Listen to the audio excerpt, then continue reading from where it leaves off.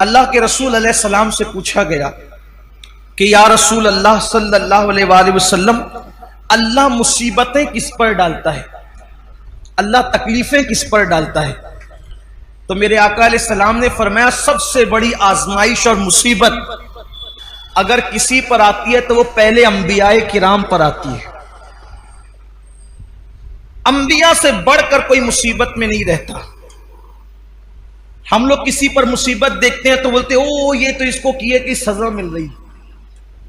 अगर किसी को कोड़ हो जाए, कोई कोड़ी हो जाए, कोड़, किसी को जुजाम हो जाए, कोई नाबीना हो जाए, अंधा हो जाए, तो लोग उसके बारे में मजहबी महफिलों में भी डिस्कस करते हैं कि उसको उसके किए की सजा मिल रही है। अल्लाह से माफी मांगो, ना कहा करो। उसकी वजह यह है, अगर वो मोमिन है, अगर वो मोमिन है और कोड़ी हो गया, जुजामी हो गया, है मुसलमान, तो अल्लाह तबारक व ताला उन लोगों को उस वक्त जन्नत में दाखिल फरमाएगा। अभी तक लोग कब्रों से कुछ उठे होंगे, कुछ उठने वाले होंगे, उससे पहले अल्लाह उनको जन्नत में दाखिल फरमाएगा। मैं अभी हदीस पढ़ूंगा उस पर आपके सामने। इसलिए किसी मुसलमान की तकलीफ पर कोई डिस्कस ना किया करें। किसी मुसलमान की मुसीबत पर कोई, कुछ लोग नाबीना होने पर भी कोई अंधा हो गया, अच्छा था अंधा हो गया, उस पर मजाक उड़ाते हैं। मजहबी हल्कों में बाज़ाब्ता स्टेजों पर मजाक उड़ाया गया उन बुजुर्गों का जिनको आखिरी उम्र में लंबी उम्र होने की वजह से या ज़ौफ होने की वजह से आंखों की बीनाई चली गई थी। क्या क्या उनको नाम दिए गए। हालांकि लोग ये भूल गए कि हिब्रुल उम्मा, रईसुल मुफस्सिरीन सैयदना अब्दुल्ला इब्ने अब्बास रदी अल्लाह ताला अन्हु भी आखिरी उम्र में नाबीना हो गए थे। लोग कहते हैं अपने किए की सजा भुगत रहे। मैं कहता हूं इब्ने अब्बास ने क्या किया था। हजरत जाबिर इब्ने अब्दुल्ला अंसारी, जिनके घर हुजूर अलैहि सलाम की दावत मशहूर है, आखिरी उम्र में वो नाबीना हो गए थे। कई सहाबा के नाम लिए जा सकते हैं जो आखिरी उम्र में नाबीना हो गए थे। लेकिन यहां तो बस इल्म नहीं है, बल्कि अगर कुछ पढ़ा, हमने कुछ पढ़ भी लिया है तो हमारे इल्म पर हमारी जिहालत गालिब आती है। किसी भी मुसलमान और मोमिन को तकलीफ में देखो, हमने कोई उस पर डिस्कस नहीं करना, बस ये दुआ करना अल्लाह इसकी मुश्किल आसान कर दे और हमें इस मुसीबत से बचा ले।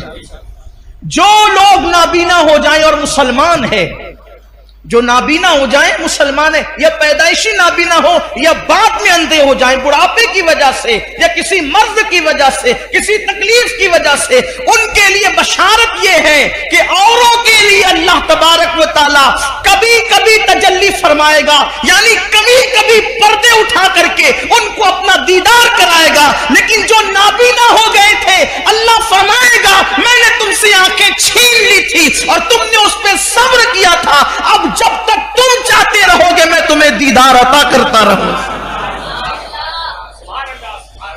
जब तक चाहते रहोगे मैं तुम्हें दीदार अता, मगर शर्त यह है कि वो सब्र करें। देखो मुसीबत आए तो सब्र शर्त है। मुसीबत, जो मुसीबत में वाहवेला करे नाकाम है, मुसीबत में शिकवा करे नाकाम है, मुसीबत में शिकायत करे नाकाम है।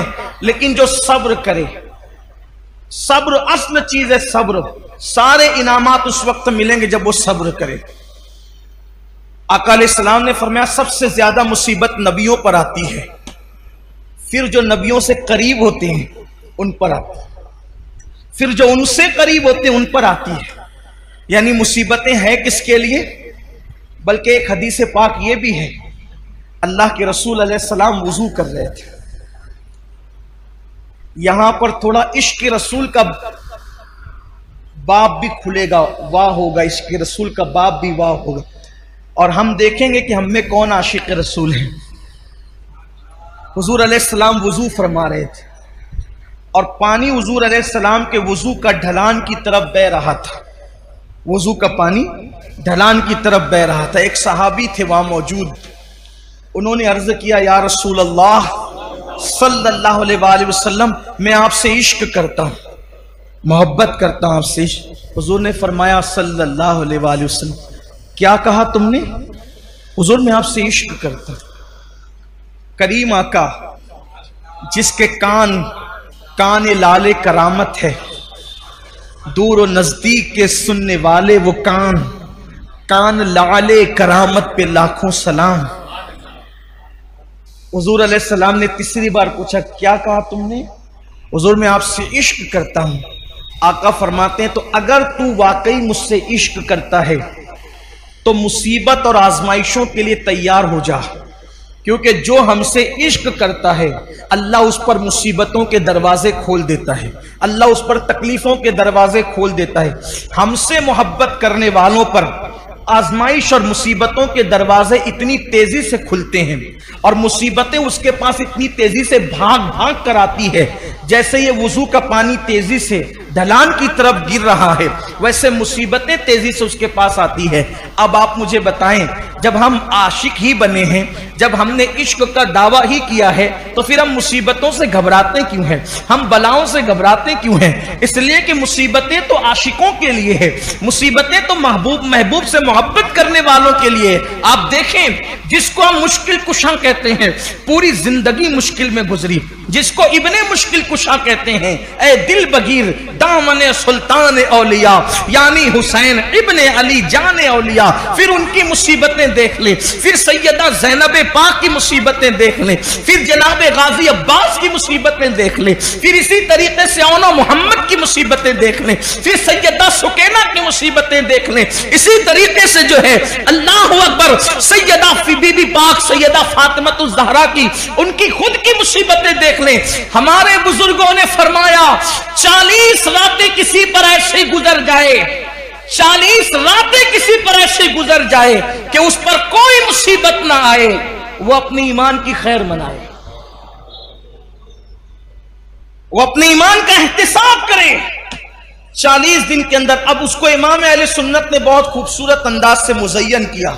फरमाया 40 रातों में तीनों में से कोई एक आना चाहिए, इल्लत, ऐन से इल्लत, औ से किल्लत, वाल से जिल्लत। इल्लत, किल्लत, जिल्लत, 40 रातों में से एक मकाम ऐसा आना चाहिए कोई एक रात में। इल्लत, या तो बीमार पड़ जाए, सर दर्दी हो या बुखार आ जाए, कोई बीमारी हो, पैर ही दुखे, कांटा ही चुभे, कोई ना कोई बीमारी आ जाए। अगर बीमारी ना आए, किल्लत, पैसे खत्म हो जाए। 40 रातों में कभी कोई डब्बा भी बच जाए कि हम भी खाली हो गए, तो मुश्किल भी आए कि यार कुछ लाना भी है, जेब भी खाली है। जिल्लत, कोई जलील करे। देखो, अब यहां अपने ज़ौक़ के मुताबिक बात करना चाहता हूं। कोई आशिक हो और जलील ना हो, मुझे उसके इश्क में शक है। क्यों? इसलिए कि दीवाना ही तो जलील होता है, दीवाना ही जलील होता है, फरजाने थोड़ी जलील होते। फरजाना तो कपड़े संभाल के चलता है, उसकी इस्तरी फरजाने की समझाने के लिए कह रहा हूं, उसकी इतनी टाइट रहती इस्तरी कि वो जो स्त्री ने इस्तरी की है तो उसके फन को भी लोग हैरत से देखते हैं।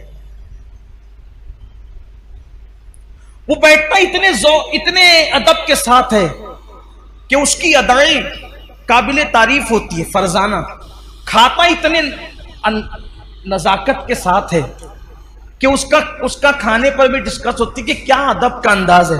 लेकिन जलील किसने होना है? दीवाने ने। इसके तो बाल ऐसे, इसका तो लिबास ऐसा, इसका तो गुफ्तगू का समझाने के लिए कर। दीवाना, ये दुनिया का दीवाना है जो जलील होता है। अरे जो दुनिया की मोहब्बत में दीवाना हुआ, जब वो जलील होता है तो जो सबसे बड़े महबूब आजम, महबूब रब्बे अकबर, सारे अंबिया के खुदाओं का, सारे अंबिया का खुदा, माफ कीजिए खुदाओं, सारे अंबियाओं का खुदा, सारे नबियों का खुदा, सारे रसूलों का खुदा, जिससे प्यार करे वो मोहम्मदुर रसूलुल्लाह। अब कोई उनसे प्यार करे, कोई उनसे इश्क करे, तो फिर आप मुझे बताएं वो जलील ना हो, वो रुस्वा ना हो, तो फिर वो आशिक कैसा, फिर वो मुहिब कैसा?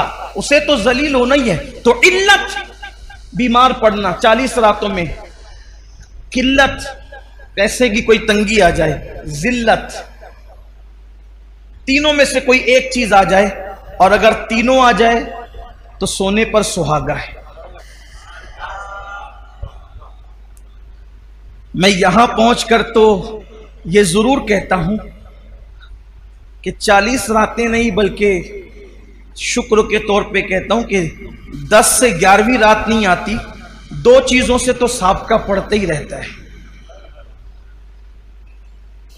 इल्लत भी हो जाती है, इल्लत भी हो जाती है, और आलमी पैमाने पर फेसबुक और यूट्यूब पर और व्हाट्सएप पर कुछ जिल्लत भी हो जाती है।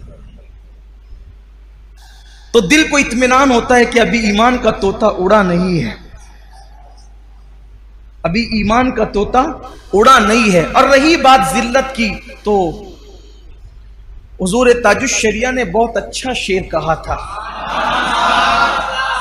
अगर महबूब के लिए जलील होना पड़े तो फिर ये जिल्लत नहीं है, बल्कि ये भी इज्जत है।